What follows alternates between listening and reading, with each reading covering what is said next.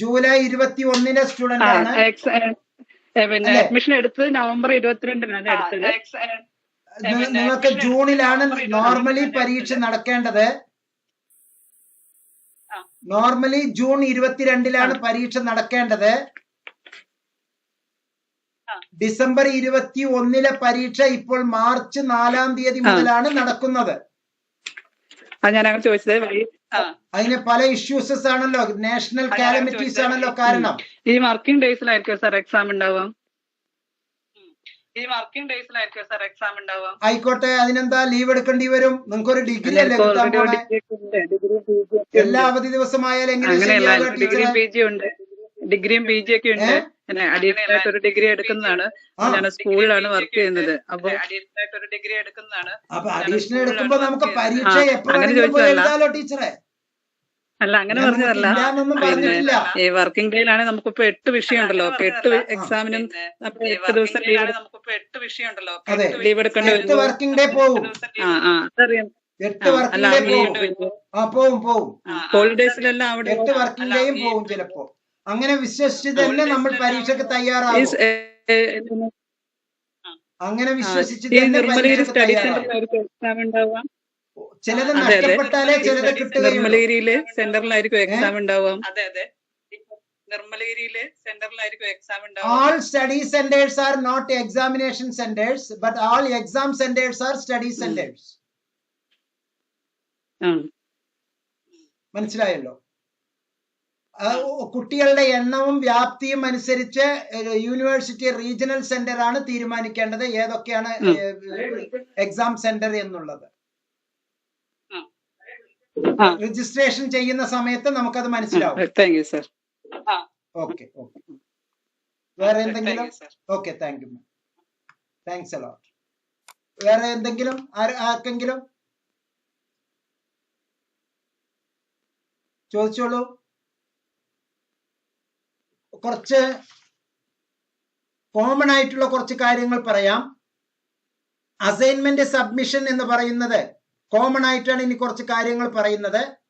Assignment submission 6 മാസത്തെ course ചെയ്യുന്നവരാണ് എങ്കിൽ, സർട്ടിഫിക്കറ്റ് പ്രോഗ്രാം സെമസ്റ്റർ പ്രോഗ്രാം ചെയ്യുന്നവരാണ് എങ്കിൽ 6-ാം മാസം എത്തുന്നതിന്റെ 3 മാസം മുമ്പ് അപ്പോഴാണ് അസൈൻമെന്റ് വെക്കേണ്ടത്.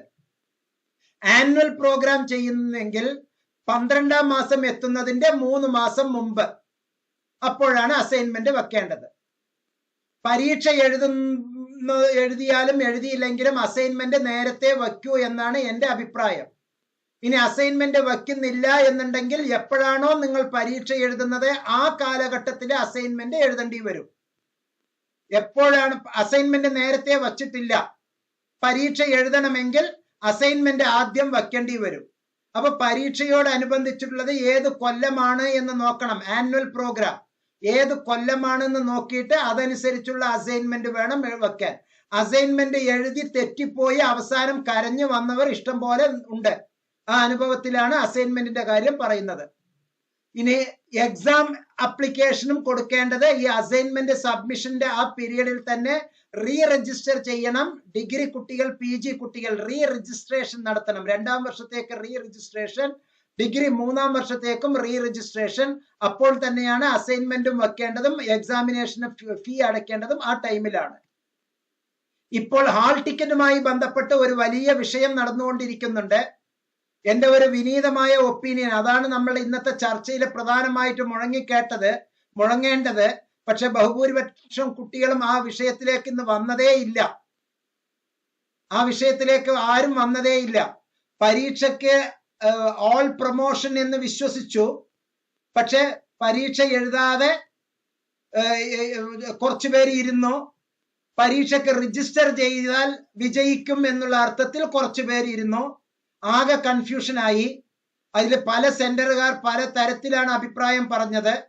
നിങ്ങൾക്ക് അങ്ങനത്തെ ഒരു അബദ്ധങ്ങൾ പറ്റാതിരിക്കട്ടെ എന്നുള്ള അർത്ഥത്തിലാണ് ഞാൻ ഈ പറയുന്നത്.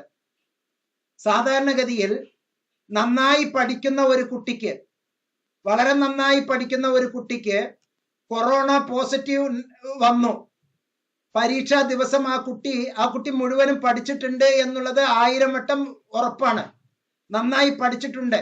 നന്നായി പഠിച്ച ആ കുട്ടി പരീക്ഷ എഴുതി ശരിക്കും നാളെ സമൂഹത്തിൽ ഇറങ്ങിച്ചെന്ന് ഒരു അധ്യാപകനായിട്ടോ അല്ലെങ്കിൽ ഏതെങ്കിലും ഒരു ഉദ്യോഗസ്ഥനായിട്ടോ അല്ലെങ്കിൽ അറ്റ്ലീസ്റ്റ് ഒരു കർഷകനായിട്ടോ നല്ല അറിവോടുകൂടി ഈ പൊതുജന സമൂഹത്തിൽ പ്രവർത്തിക്കേണ്ട കുട്ടിയാണ്.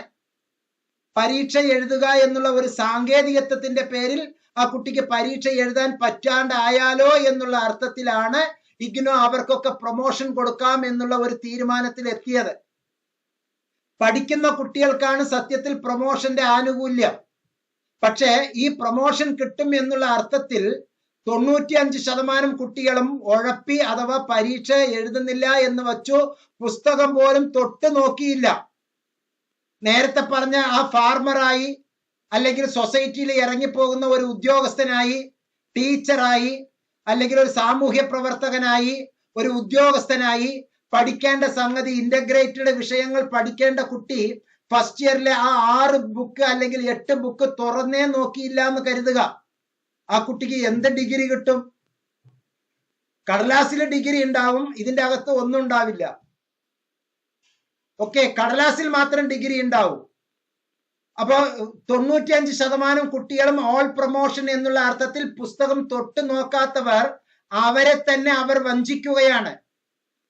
സെക്കൻഡ് ഇയറിലേക്ക് വരുമ്പോൾ ഫസ്റ്റ് ഇയറിലെ അതിന്റെ ഒരു കണ്ണി ചേർത്തിട്ടാണ് സെക്കൻഡ് ഇയറിൽ പഠിപ്പിക്കുക. തേർഡ് ഇയറിലെ അതിന്റെ ചേർത്തിണക്കിക്കൊണ്ടാണ് തേർഡ് ഇയറിൽ പഠിപ്പിക്കുക. ഫസ്റ്റ് ഇയറിലെ ബേസ് ഇല്ല. ഇൻട്രൊഡക്ഷൻ ചാപ്റ്റർ പഠിക്കാതെ നേരിട്ട് തിയറിയിലേക്ക് പോയാൽ എങ്ങനെ ഉണ്ടാവും? എയിം എന്താണെന്ന് അറിയാതെ പ്രാക്ടിക്കലിലെ പ്രൊസീജിയറിലേക്ക് പോകാൻ പറ്റുമോ? കൺക്ലൂഷനിൽ എത്തുമോ? റിസൾട്ടിൽ എത്തുമോ? എത്തില്ല. അതാണ് ഇപ്പൊ അവസ്ഥ. 95% കുട്ടികളും ഫസ്റ്റ് ഇയർ പഠിക്കാതെ ഇരുന്നിപ്പോ മോങ്ങിക്കൊണ്ടിരിക്കുകയാണ്. എന്റെ മൊബൈലില് 3 കേസ് സ്റ്റഡി ഉണ്ട്. ഇന്നത് ഞാൻ വെക്കാൻ വേണ്ടിയിട്ടാണ് വന്നത്. പക്ഷെ ആ വിഭാഗത്തിലെ കുട്ടികൾ ആരും ഇന്നത്തെ മീറ്റിംഗിൽ വന്നില്ല. ആ കുട്ടികൾക്ക് ഒരു ചെറിയ പേടി. ഏതെങ്കിലും സ്റ്റഡി സെന്ററിനെ പറ്റി ഞാൻ കുറ്റപ്പെടുത്തിയാൽ അവരുടെ മാർക്ക് എങ്ങാനും കുറഞ്ഞു പോകുമോ എന്ന്. ഒരു സ്റ്റഡി സെന്ററിനെയും കുറ്റപ്പെടുത്തി ഞാൻ പറയില്ല. എന്റെ വിഷയം തന്നെ, ടോപ്പിക് തന്നെ ഇഗ്നോ വിദ്യാർത്ഥികൾ നേരിടുന്ന പ്രശ്നങ്ങളാണ്, അതിനുള്ള പരിഹാരമാണ്. നിങ്ങൾ തന്നെ സ്വയം ആന ചെളിവാരി മേലെ ഇടുന്നത് പോലെ, മണ്ണ് വാരി മേലെ ഇടുന്നത് പോലെ നിങ്ങൾ തന്നെ സ്വയം ചെളിവാരി തേക്കാതിരിക്കാൻ വേണ്ടിയിട്ടാണ് ഇത്തരത്തിലുള്ള യോഗം. അബദ്ധം ചെയ്തു പോകരുത്. പഠിക്കുക, പഠിച്ചു മുന്നേറുക. പരീക്ഷ എഴുതാനുള്ള സാഹചര്യം വന്നില്ല, നിങ്ങൾക്ക് ഇഗ്നോ സഹായം ചെയ്തു തന്നു.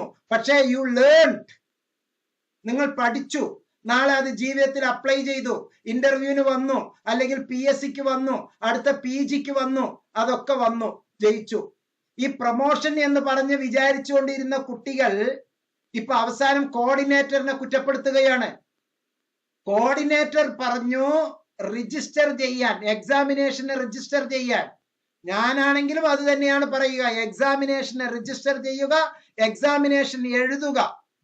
അല്ലാതെ വെറുതെ ഇങ്ങനെ പാസ്സാക്കി വിടാൻ ഇഗ്നോ പറഞ്ഞിട്ടേ ഇല്ല. നിങ്ങൾ എല്ലാവരും ഓൾ പ്രൊമോഷൻ ആക്കുമെന്ന് ഇഗ്നോ പറഞ്ഞിട്ടില്ല. ഇഗ്നോ പറഞ്ഞിരിക്കുന്നത് ഇങ്ങനെയാണ്: പരീക്ഷയിൽ നിന്ന് നിങ്ങളെ എക്സംപ്റ്റ് ചെയ്തിട്ടുണ്ട് എന്നാണ്. പഠിക്കുന്നതിൽ നിന്ന് എക്സംപ്റ്റ് ചെയ്തിട്ടുണ്ട് എന്ന് ഒരു മനുഷ്യനും പറഞ്ഞിട്ടില്ല. പരീക്ഷയിൽ നിന്ന് ചിലരെ എക്സംപ്റ്റ് ചെയ്തിട്ടുണ്ട്. അവർ സെക്കൻഡ് ഇയറിലെ തേർഡ് ഇയറിലെ കണ്ടന്റ് അനുസരിച്ച് ആവറേജ് നൽകും. ഇനി ഒരു ചോദ്യം, സെക്കൻഡ് ഇയറിലെ തേർഡ് ഇയറിലെ ആവറേജ് കൊടുക്കും എന്ന് പറഞ്ഞതിൽ സെക്കൻഡ് ഇയറിലെ തേർഡ് ഇയറിലെ ആ പേപ്പറിൽ ഒരു കുട്ടി തോറ്റു എന്ന് കരുതുക, 2 പേപ്പറിൽ ഫെയിലായി എന്ന് കരുതുക. ആ ഫെയിലിന്റെ ആവറേജ് എന്തായിരിക്കും?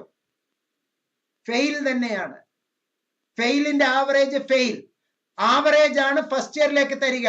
അപ്പൊ ഫെയിലിന്റെ ആവറേജ് ഫെയില്, ആ ഫെയില് ഫസ്റ്റ് ഇയറിലേക്കും വന്നു. വെറുതെ സ്വയം ചാട്ടവാറെടുത്ത് അടി കൊടുക്കേണ്ട കാര്യമുണ്ടോ? പരീക്ഷ എഴുതിയാൽ പോരായിരുന്നോ? സമയം കിട്ടിയില്ലേ? ഇനി പിന്നെ കൊല്ലങ്ങൾ അവസാനിപ്പിക്കണോ? അങ്ങനെ വിഡ്ഢിത്തം.